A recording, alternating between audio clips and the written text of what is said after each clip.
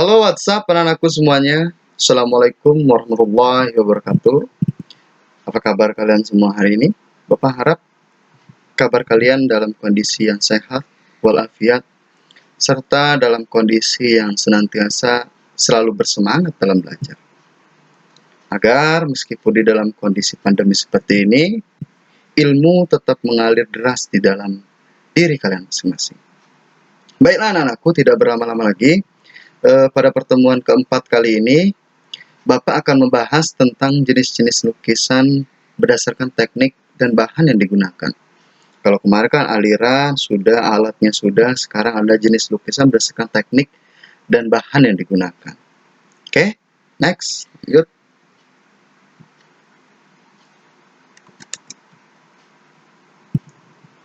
Sebentar.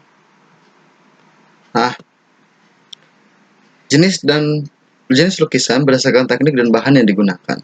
Yang pertama itu lukisan tempera.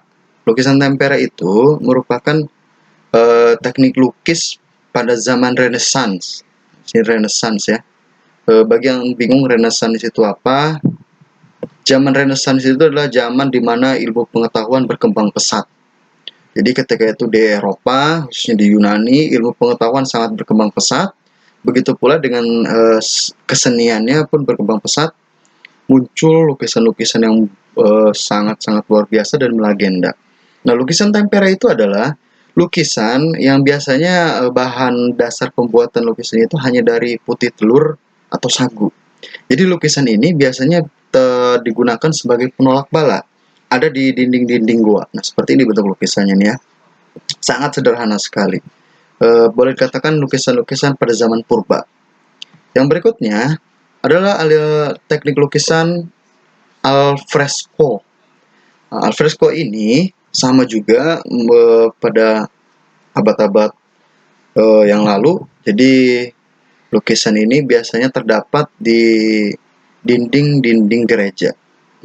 Maka dari itu Bapak di sini banyak sekali nanti mengambil gambar lukisannya dari dinding-dinding gereja. Karena memang pada saat itu lukisan-lukisan seperti ini berkembang pesat sekali, dan memang di agama Islam pun kalau Bapak tidak salah lukisan wajah orang itu tidak boleh dipampang, jadi hanya boleh lukisan kaligrafi. Maka dari itu banyak sekali lukisan-lukisan yang seperti ini yang berkembang pesat di era-era gereja. Nah, ini adalah salah satu contoh lukisan alfresco yang terdapat di dinding di Istana Vatikan. Kalau kalian tidak tahu Vatikan itu apa, bisa googling sendiri. Jadi Vatikan itu adalah sebuah negara kecil yang ada di Italia.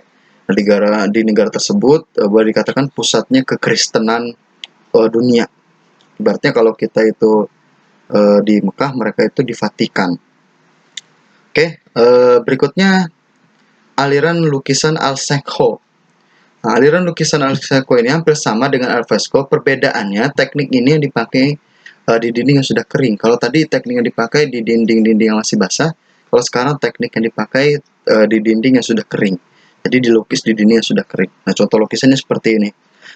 Salah satu lukisan yang paling terkenal sekali adalah di lukisan di gereja Santa Maria. Itu ada di kota Milan di Italia. Pelukisnya sangat terkenal sekali, yaitu Leonardo da Vinci. Kalau kalian tahu Leonardo da Vinci itu siapa, dia adalah pelukis yang paling terkenal sekali. Cari saja lukisan Mona Lisa, itu adalah salah satu lukisan Leonardo da Vinci yang sangat terkenal sekali sampai sekarang ini, yang katanya mengandung pesan-pesan rahasia. Bisa dilihat ini contoh salah satu lukisannya, lukisan Al-Seco. Yang berikutnya ada lukisan mozaik. Nah, lukisan mozaik ini seperti yang sudah Bapak jelaskan kemarin, kalian juga sudah menilai atau menjawab pertanyaan Bapak, ini masuk lukisan apa, dan banyak sekali yang betul sekali. Ini adalah lukisan mozaik, kotak-kotak ciri khasnya ya. Jadi seperti ditempel begitu dia. Nah, yang selanjutnya adalah lukisan kaca.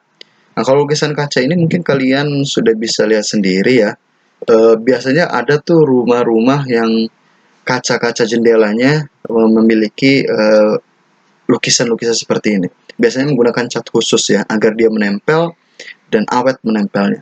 Kalau ini Bapak ambil dari internet lukisan yang bagusnya. Ada yang sederhananya bentuknya biasanya ditempel di dinding-dinding rumah. Jadi saja biasanya ada di salah satu warga di daerah kalian. Nah, yang berikutnya adalah lukisan cat minyak atau plakat. Kalau lukisan cat minyak, Bapak tidak usah memberikan contohnya ya, karena memang umum sekali. Dan berikutnya adalah lukisan cat air atau akuarel. Yang digunakan adalah cat air. Kalau semisal sekolah seperti biasa atau belajar di sekolah, biasanya setiap praktek ini kalian membeli cat air, nanti dicampur catnya tersebut menggunakan air dengan ketebalan atau dengan kekentalan tertentu. Nah, itu nanti digunakan untuk melukis. Bapak rasa itu pun tidak usah Bapak beri contoh gambarnya. Yang selanjutnya adalah lukisan akrilik. Nah, lukisan akrilik ini apa? Lukisan akrilik ini kalau dijabarkan hampir sama dengan lukisan kaca. Bentuknya bening seperti ini ya. Tetapi dia tidak pecah kalau jatuh. Ini hampir seperti plastik tetapi bening. Nah, di sini biasanya dilukis nih di sini ya nih, ya. Hampir tekniknya seperti lukisan kaca. Selanjutnya ada lukisan batik. Nah, ini contoh lukisannya. Ini hampir sama prosesnya dengan membatik ya. Hanya saja kalau membatik kan biasanya dengan motif-motif tertentu seperti baju yang Bapak pakai ini ada makna tersendiri di motifnya. Kalau ini biasanya seekspresi kita saja melukisnya. Oke, itu adalah kesembilan teknik lukisan berdasarkan bahannya. Nah, yang berikutnya Bapak akan jelaskan urutan dalam membuat seni lukis. Nah, urutan dalam membuat seni lukis ini sebetulnya perlu tidak perlu ya. Bapak besarkan dulu sedikit. Nah, jadi ketika seseorang ingin membuat sebuah lukisan, yang pertama dilakukannya itu memunculkan gagasan. Apa sih gagasan ini? Gagasan itu sama dengan ide. Kira-kira apa nih? Lukisan apa yang ingin kita buat? Idenya apa? Muncul dari mana? Bisa kalian cari nanti idenya dari alam, dari manusia, manusia dengan dirinya sendiri, dan lain-lainnya seperti yang sudah Bapak jelaskan minggu kemarin. Berikutnya adalah media berkaryanya. Kita tentukan media berkaryanya apa, alat dan bahannya apa. Banyak sekali kan, bisa kaca, bisa kanvas, bisa kertas, lalu bisa menggunakan alat-alat yang sangat sederhana sekali. Contohnya bisa menggunakan cat air, cat minyak, dan sebagainya. Lalu berikutnya adalah menentukan teknik. Nah, teknik lukisannya apa yang akan kita gunakan? Bisa saja teknik akuarel yang seperti kemarin itu kan, dan lain-lainnya. Jadi tergantung dengan keinginan kalian sendiri. Lalu langkah yang berikutnya ketika ingin membuat lukisan, kalian buat sketsanya terlebih dahulu. Membuat sketsa itu apa sih Pak? Sketsa itu jadi kalian membuat dengan pensil terlebih dahulu. Ibaratnya bagaimana bahasa sederhana? Ibaratnya kalian membuat lukisan tersebut dengan menggunakan pensil pokoknya dulu. Jadi nanti pewarnaannya setelah jadi sketsa baru diberi warna. Sketsa itu biasanya digunakan menggunakan pensil, ya. Biasanya dibuatnya menggunakan pensil, jadi tidak diwarnai. Pewarnaannya nanti setelah sketsanya jadi baru tinggal pewarnaan. Nah, yang terakhir adalah mewarnai dan menyempurnakan lukisan. Seperti yang sudah Bapak bilang, setelah dibuat sketsa, kita warnai dan kita sempurnakan lukisan. Oke, itu penjelasan Bapak. Kalau ada yang tidak paham, silahkan japri saja ke Bapak. Yang berikutnya, nah ini tugas untuk minggu ini.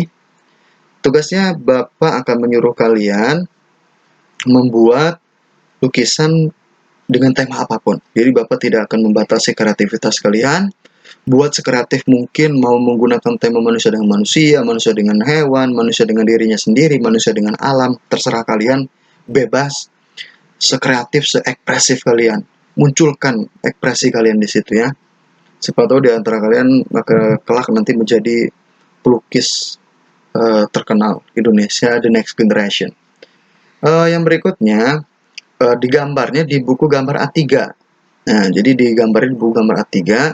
Pak, semisal Pak saya nggak punya buku gambar A3-nya, saya nggak mampu beli buku gambar A3, oke, Bapak berkeringanan, gambar saja di kertas HPS, tapi jangan di buku biasa ya, karena di buku biasa itu ada garis-garisnya mengganggu nanti. Jadi diusahakan di kertas yang polos, dan diutamakan di kertas gambar A3. Cari saja di fotokopian juga banyak sekali ya. Lalu alatnya bebas menggunakan apapun, mau cat air, mau cat minyak, mau menggunakan krayon, pensil warna, terserah kalian.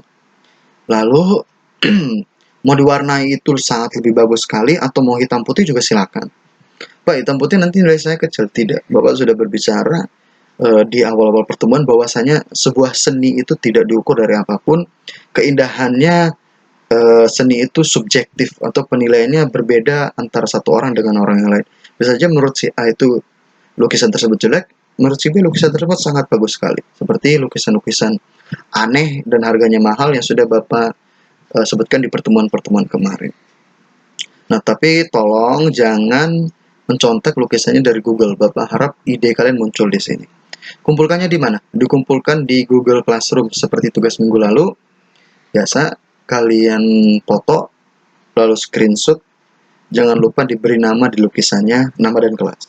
Kumpulkan, tolong jangan terlambat. Kabari ke yang lain. Bapak harap semua bisa mengumpulkan. Jangan seperti yang tugas minggu lalu di Google Classroom yang mengumpulkan hanya sedikit. Oke, mungkin cukup sekian pada pertemuan kali ini. Bapak harap kalian bisa mendownload video ini dan menontonnya. Dan Bapak harap kalian tetap semangat dalam belajar, kerjakan tugasnya, jangan mengeluh apapun, gunakan internet sebijak mungkin, jangan sampai boros kuota internet. Oke, cukup sekian dari Bapak. Bapak akhiri, wassalamualaikum warahmatullahi wabarakatuh. See you guys.